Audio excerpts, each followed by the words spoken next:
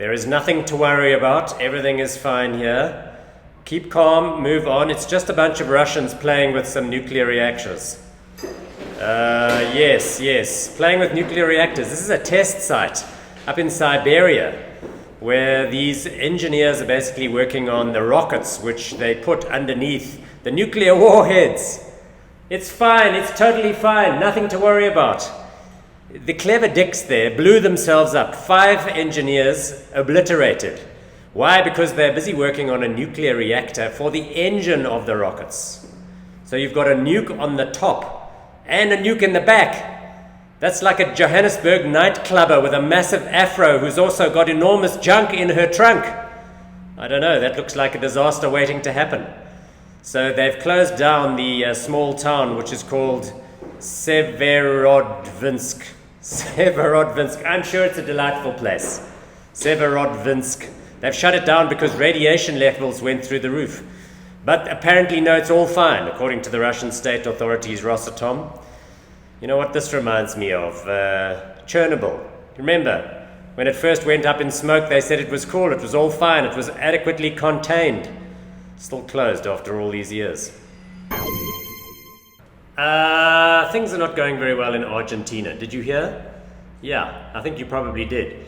Remember, the president there, Macri, is a good guy, right? He's sort of pro-business, anti-corruption, but he hasn't been very effective.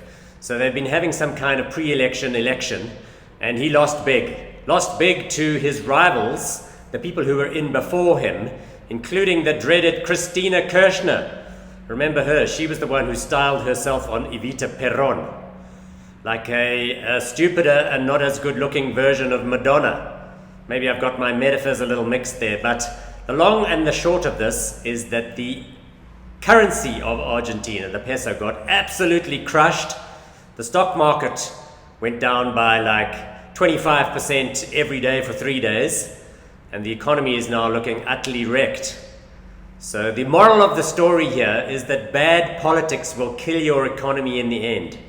Just ask Zimbabweans about how the legacy of Robert Mugabe is viewed now.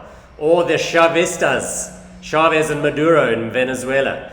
One can only hope that people are listening here in this country. President Cyril Ramaphosa, paying attention here, bad politics can only take you so far. Microblogging site Tumblr has had an interesting corporate trajectory, if you can call it that.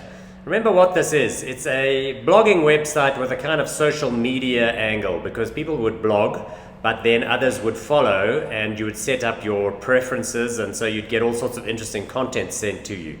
It was launched in 2007 by a fellow called David Karp, and it burst onto the scene and did super well, and then got acquired for $1.1 billion by Yahoo. Remember at the time that Yahoo CEO Marissa Mayer lauded the deal, saying it was a wonderful opportunity to introduce Yahoo to a younger, more connected customer base. Well, things didn't go all that well thereafter. Marissa Mayer left. Yahoo itself was acquired by Verizon, the phone company in the US.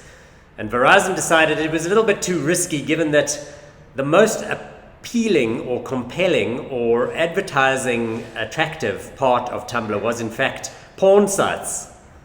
Oh dear. Verizon decided to shut the porn sites down, and at that point the whole service basically ground to a halt, with less and less interest on every passing day. This week it was announced that the whole of Tumblr is being sold for $3 million. So we're talking about a valuation diminution from $1.1 billion to $3 million. Ouch. Karp, of course, is long gone, and this has to rate amongst the most significant fails of the social media era.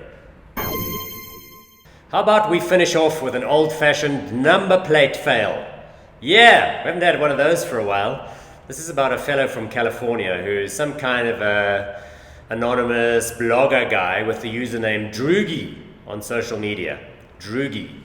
Anyway, this genius decided he was going to own the licensing department by registering his car with the Vanity plate null. That's N-U-L-L, null. And the reason he did this is because he's a computer nerd and he's super woke, And what he thought is that by registering it as null, he would blow up the SQL database that was run by the California registration authorities, because it would appear that there was no value in the field.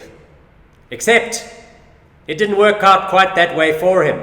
Instead, what happened is that he started receiving thousands and thousands of dollars worth of traffic fines for every single person who committed an offense on a camera-based trapping device where the number plate was not adequately visible and the system returned a null value.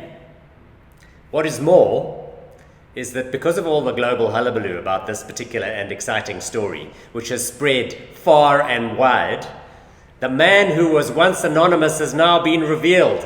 His name is Joseph Tartaro. So he will forever be known as the fellow who lost in the great licensing scam of all time. And you know what they say in the classics, you fuck one goat, you're remembered for that forever.